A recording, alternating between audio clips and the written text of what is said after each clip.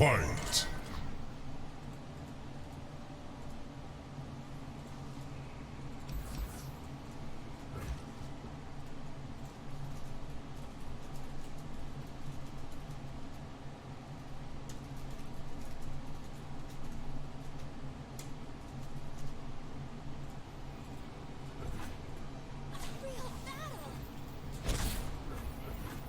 So here we're just playing to stabilize, basically.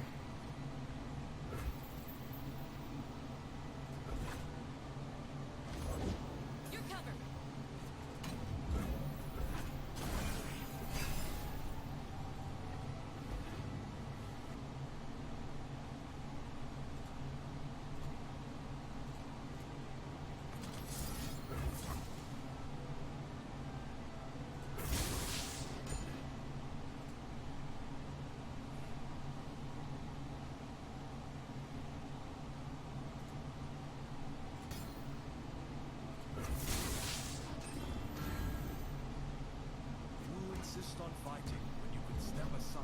You cannot tell the wind to change direction. Face me.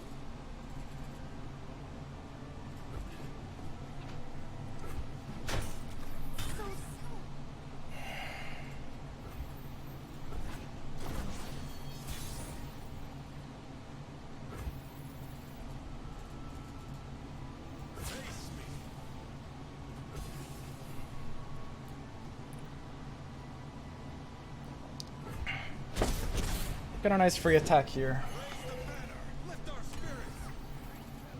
Banking full probably gives a little bit of an advantage. No reason to play Ezreal this early. And instinct is no substitute for planning. His deck is very straightforward. The bombs we want to watch out are for Quinn and Genevieve, basically. Turn 5 is often a Quinn. Demacians are no easy prey. So here we have a fairly solid Vi.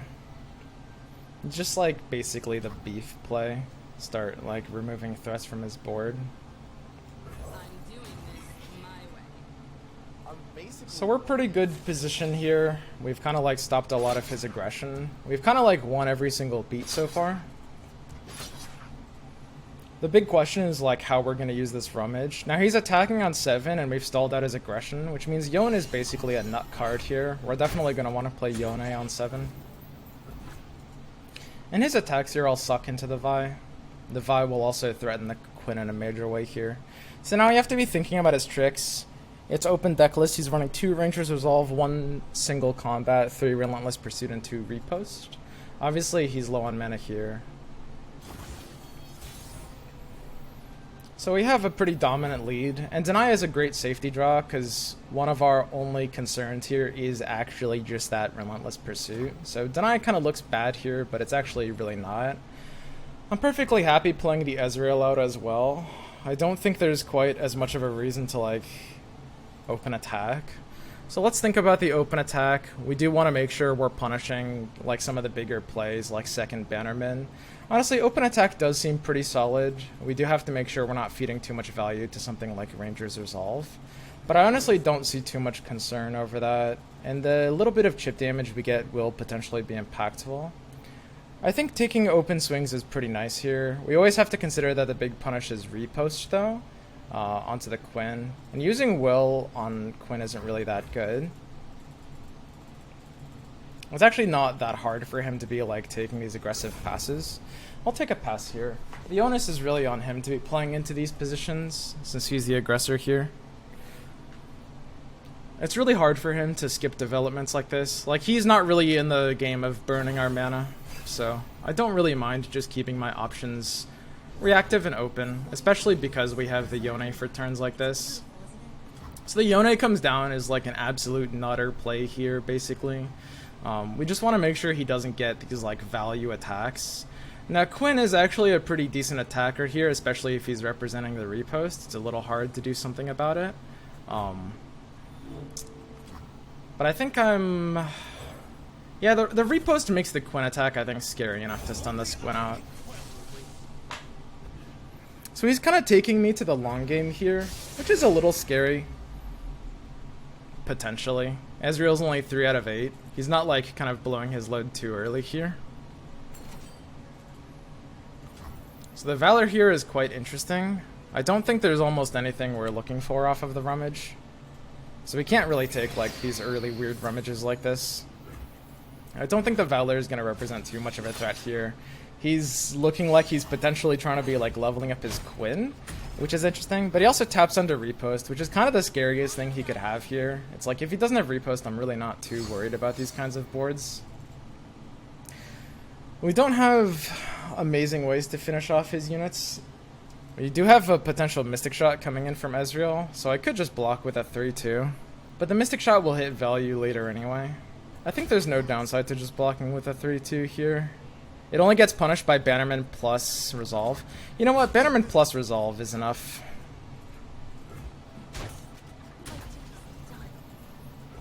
Because I'll still be able to hit Ezreal value later. So here, we're just going to start being a little bit more proactive at these kinds of points. A really big thing is we have the deny for the Relentless Pursuit, which is often how that, like, how their game plan is sort of set for overwhelming you. I think skipping the last attack might have been a misplay. Apart from that, we've played pretty clean.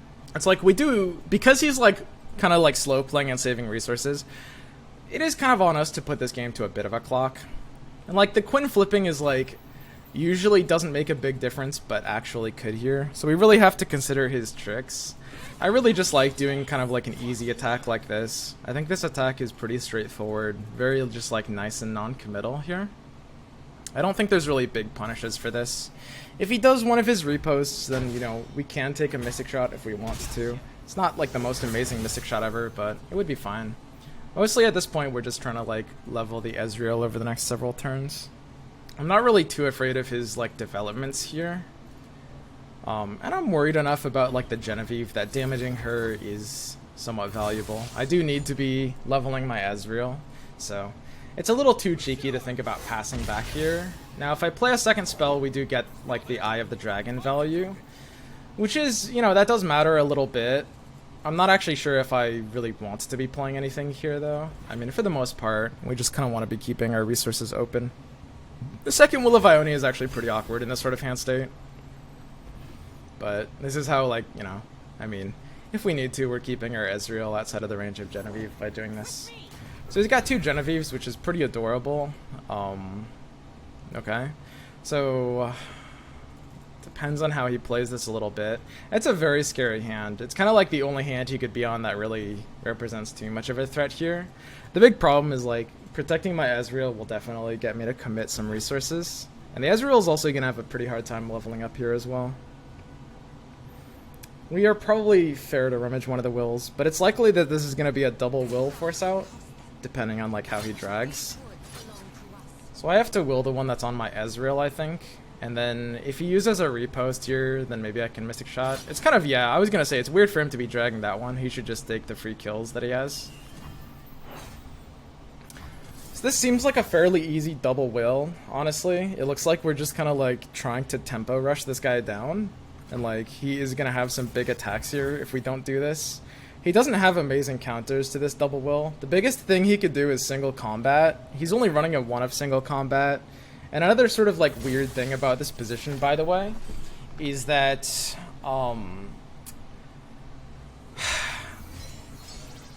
basically we would be okay using the third will there if we had to.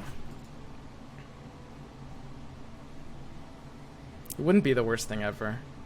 So we're in a sort of strange position where we find ourselves the aggressor all of a sudden, which is totally fine. We have like a good hand in board to play aggressor, but he's got a bigger hand than us and some scary threats that we've returned for him. Will is a pure tempo card, so now we're just going to try to capitalize off of our tempo start by jamming and stuff like this. It's very possible that the Vi might have to take a bit of a defensive trade here. You could also go for like... I mean, how aggressive could we possibly be here?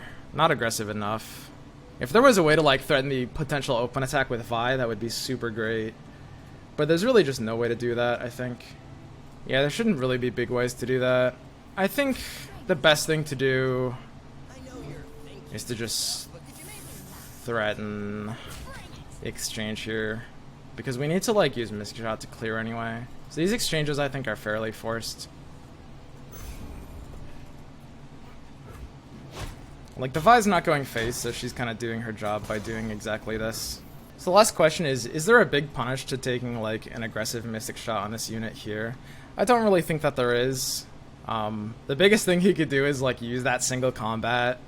Man, that would be a mega punish, honestly, if he did take that single combat there. That would be really, really bad. Like, if he's able to just, like, kill our Ezreal, then we sort of lose our win condition. It's a one-of, so it's, like, usually not a good idea to play too much around one-ofs, but I think it actually might be fairly important here.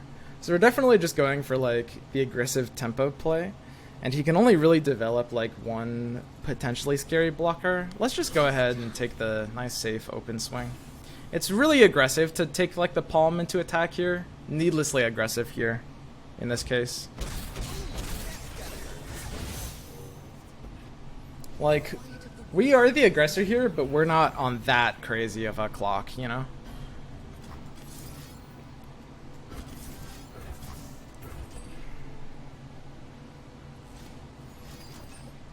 Okay. He's got the resolve there. I think I'm fairly okay with that. We just want to make sure we're leveling Ezreal here. It looks like he hasn't drawn his single combat. So I think in the spirit of, like, leveling the Ezreal, I think I'd happily take, like, the Will of Ionia here. If he does have, like, a weird single combat, then we're good either way. And he really just, like, he can't really be threatening very much once the Ezreal levels. Weird single combat gets countered by Deny here. So he's at 9 health with our Ezreal flipped, so we should just basically have a clean win here. And, you know, he's obviously not on his, like, weird single combat. This should be safe to do. There can't really be a punish to this. He doesn't really have a way to kill our Ezreal anymore, so we should just be in a good spot. And between our last couple of cards in our hands, I don't really think we have the ability to lose. Concussive Palm is technically slightly safer, just because he's going to use one Genevieve, but I mean, there's really no way he survives this. We're straight up at 20 health.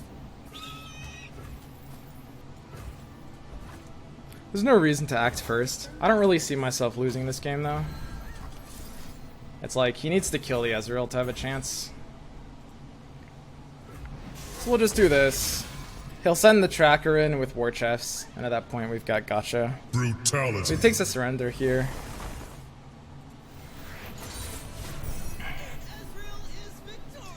I know people like being drama queens about this kind of thing, but, I mean, the fact that he's surrendering there basically proves that he's not trying to, like, cheese me, so let's not, like, you know, do that drama thing we did last time.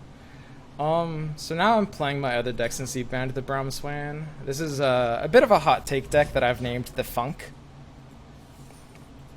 And he's going to be playing the same Scouts deck as well, which should give us a favorable matchup here.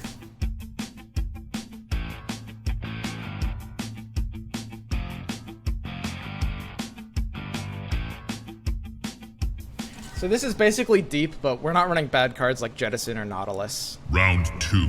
Fight. This is a very, very interesting opening hand. There's actually a call to take, like, to literally just, like, keep Ruination in the opener, which is a little crazy. It's a little insane to be thinking about doing. Man, this is such a hard hand to mulligan. I actually don't know what to do here. Wow. This is crazy. I think I like keeping Ruination and kicking Devourer. Devourer can be really nice against Grizzled Ranger, but can be sort of, like, overly specific. Let's keep the Grasp as well. This is a bit of a greedy hand. We can lose to some, like, very early, super, super aggressive starts. This is bad news for us, for example. It's like Ruination is... Like, the Demacia deck really has no counter to Ruination, and so much so that they can't even really afford to play around it. These are two fairly bad top decks. This could be pretty rough. I don't know. Like, if we keep Ruination, we sort of, like, can't lose except to, like, the super early aggressive spree hand like this. Which is a little sad that he's got something like that. Straight up Badger Bear? Okay. So, I don't mind taking, like, some aggressive lines. This is actually a weird one to play out.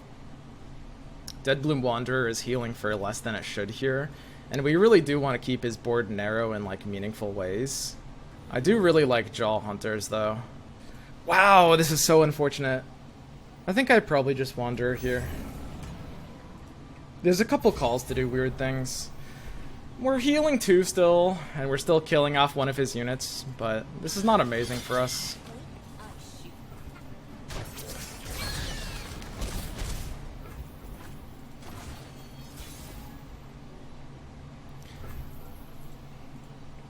I mean, we can draw hunters on 4. I think he actually does have a pass into us. I don't think I can burn 3 mana here, unfortunately.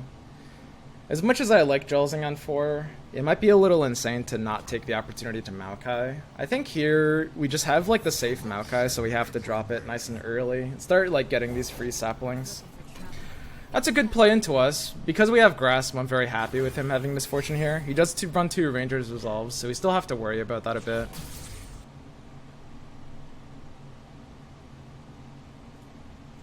Yeah, I mean, he has to take an open attack. So Maokai forces the open attack. We're doing like a common strategy here called forking. So the thing is, Maokai basically forces the open attack. So because they're worried about the sapling, and then Grasp kind of goes over and punishes them for taking the open attack. The one thing that's really awkward here is the card Ranger's Resolve. I really wouldn't like to see that.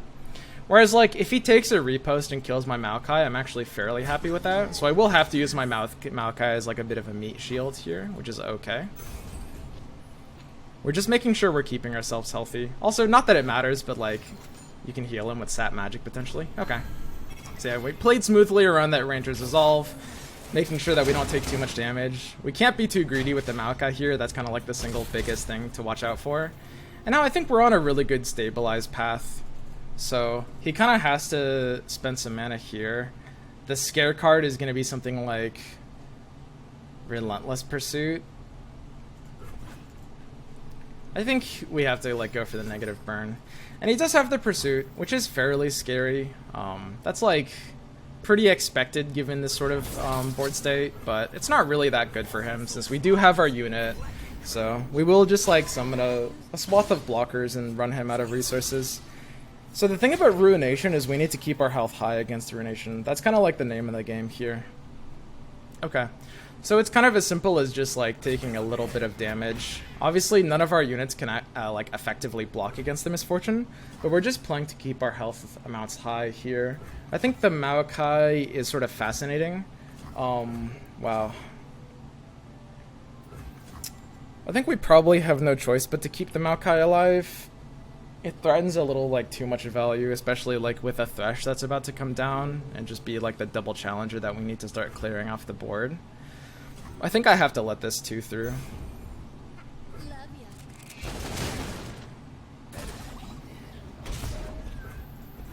So single combat's the scare card here, but unfortunately he didn't draw it again. So we have to just start like clearing off the board again. Devour of the Depths is interesting. He doesn't really run like plus attack cards, so it's not as punishable here. However, Devour represents a really unique counter to a card like Grizzled Ranger, whereas Thresh can start like trading down the board anyway, so I really think Thresh has to be the favorite option. Both of them tap us under the ability to ruin it next turn, which is a little scary actually. But I don't think it's avoidable. I really do have to play a unit here. I really wish I had 1 more mana so I could threaten the Ruination next turn. And now we're just very simply going to start threatening to trade down the board. He only has 1 other copy of Ranger's Resolve, so I'm not too concerned with that right now. Repost would be pretty scary, but I don't think we can really do anything about that. He has the repost, he's just deciding whether he wants to kill the Thresh or save the Misfortune. That's really bad for us. Or maybe he's thinking about a really weird Relentless Pursuit here. Usually this is a repost hand. I don't know. I mean, it's a 2 of repost that you don't keep in your opening hand. There's an argument to not swing with Thresh, but I don't like it in this position enough. So he has to keep the Misfortune alive. This is potentially a little scary because she is threatening to level up, but we're probably going to have to spend Vengeance for this. So Vengeance is an awkward play for a couple of reasons.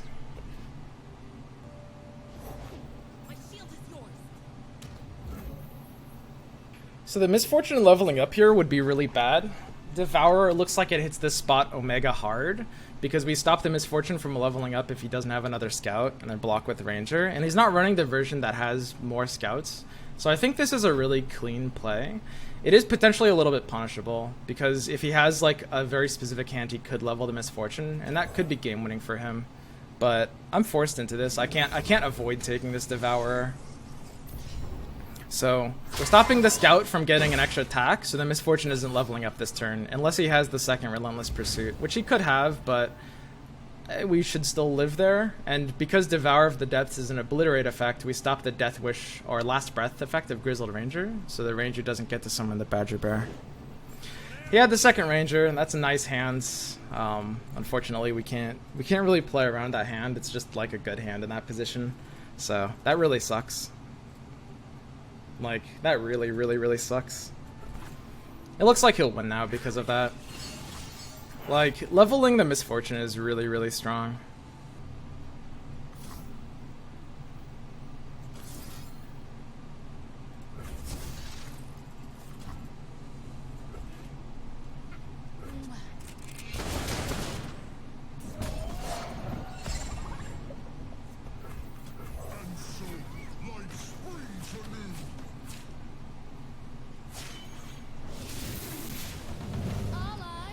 So yeah, I mean, this should be lethal here. Because the misfortune is threatening a total of 7 damage, and at most we can stop, I think, one of these damage sources. The Thresh keeps us out of it. Yeah, we're at 1 health now. I mean, we do have Ruination. It's like possible for weird things to happen at 1 health here. Yeah, I mean, it's kind of the only play.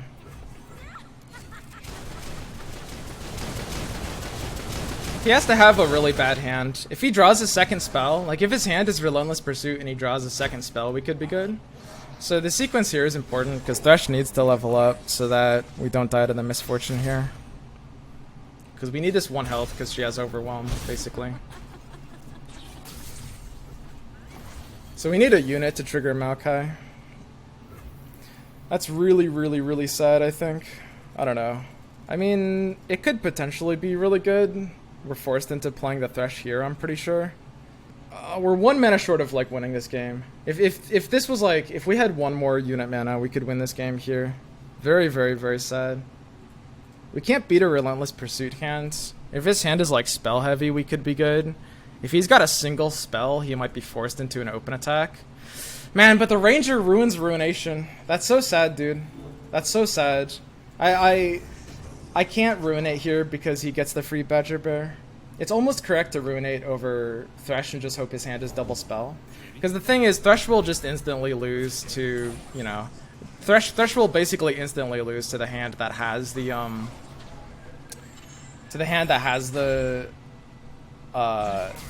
Relentless Pursuit. Because he just pursuits here and wins. And Ruinate can actually punish that hand, but unfortunately we just can't Ruinate. It's really quite sad.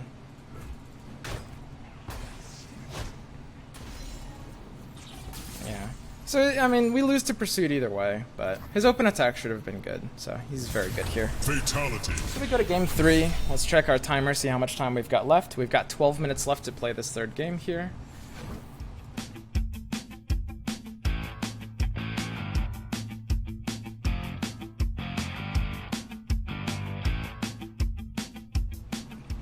Yeah, that was just really unfortunate. I ended up kind of like last minute teching a little bit for mirrors. I think I bumped up like 1 extra copy of Vengeance. And that could have ended up, like, that could have really cost us in a game like that. We just needed a tiny bit more early game to feel good. Keeping the Ruination was also, like, potentially questionable. But honestly, it felt fine to me.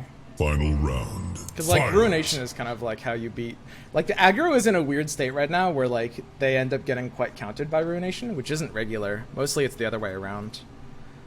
I'm pretty fine keeping this entire hand. Ruination is only good to keep if you have a made hand, but it's a good, like, anti-harrowing card, and harrowing is kind of their only way to beat you if you have a nice, stable early hand. We've got, like, 3 nice early plays, so we should be fine in these kinds of positions. Toad is kind of always going to be our option here, so there's no point in, like, doing a weird pass.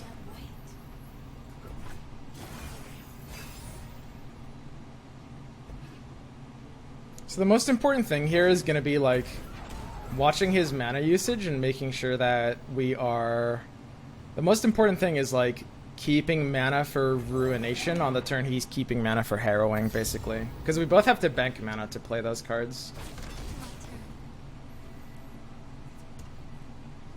Whoa, you have to attack with Disciple here. It's insane to not attack with Disciple here. I don't care what your hand is, you're swinging.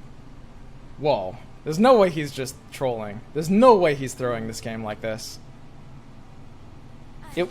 Yeah, there you go. And this one too, though.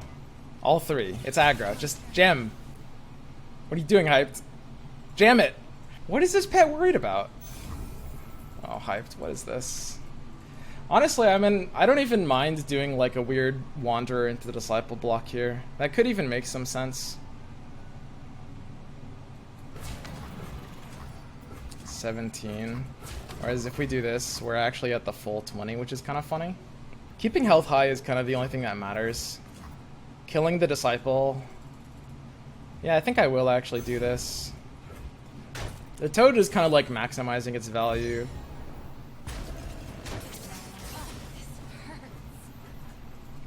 We'll see, we'll see. Could have maybe gotten a little bit more value against what? Specifically Rider, perhaps? I mean, that certainly could be true. Hyped is a very, like, reactive player. He might feel like he can pass back in spots like this. I think Hyped would actually take a pass here. A lot of aggro players would have to play into this. Hyped might feel comfy taking a bit of a cheeky pass, which I think I wouldn't mind either. I kind of want both of us to have mana banked. So he goes for the Grenadier. I mean, I kind of wanted him to play Rider. Only a bad player would play Rider here, basically.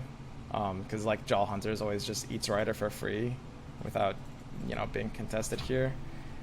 I think Jaw Hunters can't really get value better than this here. This is a good hit. I like being on Double Devour. Why not? I mean, the Obliterate effect, it doesn't usually matter here, but the fact that Obliterate stops harrowing is kind of cute because they don't come back from harrowing there. Make the Empire proud.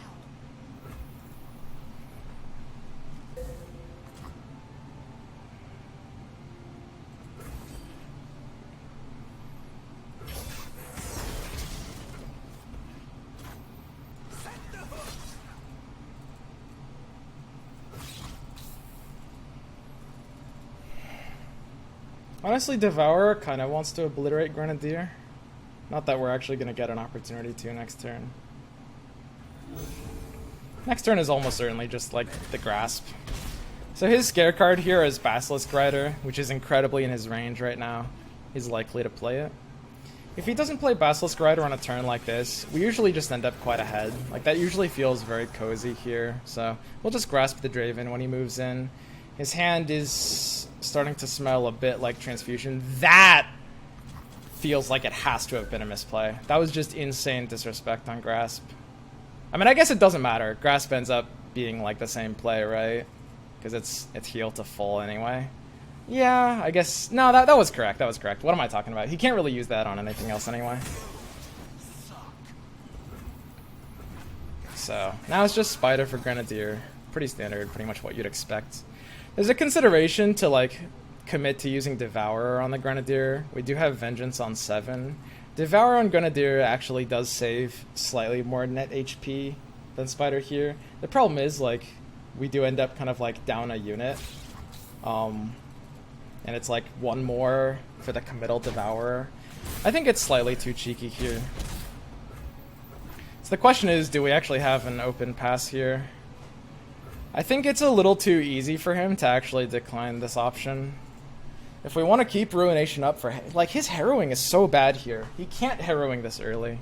I think this is a pretty easy Devourer, honestly. He doesn't really have great counterplay to this. Like, it's actually fairly easy for his hand to chill. We've got a Vengeance for, like, pretty much anything he could play. And we're not going to need to Ruination anytime soon. He really can't do it next turn. I think it's really impossible for him to harrowing next turn. He's got 0 Riders, 0 Dariuses. Like, yeah, there's the Darius, and maybe now he'll think about doing that. I mean, honestly, man, my Devourer might have a free attack here. It just might be, like, slightly too trolling. Apparently we've got 5 minutes left to play this matchup, which is pretty sad for me. Because, I mean, he's the aggressor, so if we got a tiebreaker, he's always going to win the tiebreak. My Nexus health is always going to be lower than his. Which I think is sort of like a trolley format. But, I mean, whatever. I mean, can he actually punish the Shipwreck Order here? I think this is actually better than Vengeance, funnily enough. Deal 2 and then 2. Yeah, we save a lot more health with Vengeance.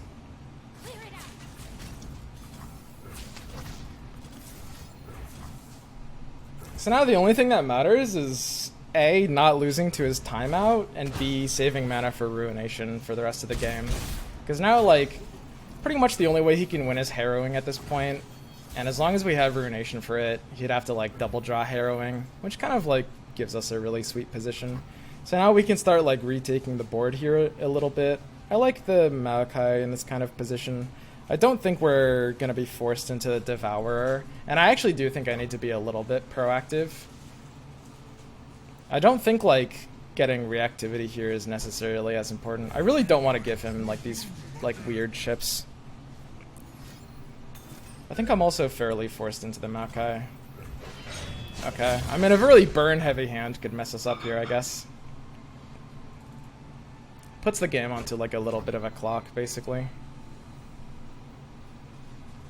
Which is a little nasty. But we don't have, like, reactivity anyway. I mean, we're never, like, getting him outside of Fervor stuff. So at this point, the only thing that could matter is, like, trying to aggressively race him down before his, like, weird double decimate Fervor hand gets there.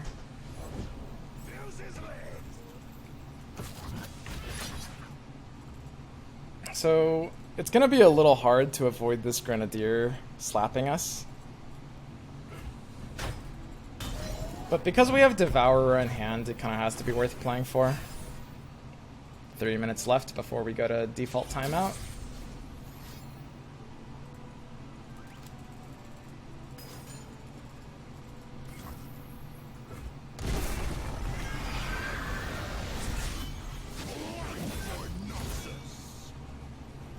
So, a Decimate hand will get there, which is pretty unfortunate. It's like... So his last card can't be Fervor, because he would have played it there. We're at 4 health. So if his last card is, like, Decimate, we're screwed. Yeah, that's pretty unfortunate. Okay. Swiped wins. I was, like, pretty close for the first set. We had to have a pretty bad hand against Scouts for him to win that. That was actually, like, we were supposed to be favored against Scouts. As soon as we lost against Scouts, the Daring one was a little bit awkward. But he had a pretty good hand at the end there. And his, like... Our draw against the Scouts was kind of the biggest problem in that set. Like, if our draw is, like, a tiny bit better against his Scouts deck, it's an auto-win. We got, like, slightly too many late-game options, and we ended up just barely losing those 2 games. They were both, like, super close. Overall, I feel, like, fairly good about how we played that in the lineup. It's a round-robin, right? So we're just playing against everyone once. So I have, what, 6 more games here?